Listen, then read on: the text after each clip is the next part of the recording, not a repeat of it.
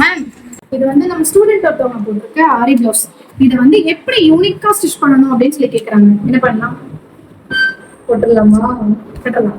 இந்த பிளவுஸ்ல வந்து பாத்தீங்கன்னா ஃப்ரண்ட்ல சிங்கிள் டாட் வச்சுட்டு சைட்ல ஷிவரிங் எஃபெக்டோட வித்தவுட் ஹூக் வச்சுட்டு நம்ம ஸ்லீவ்ல வந்து பாத்தீங்க அப்படின்னா ஃபுல்லா நெட்வொர்க் கொடுத்துருக்காங்க.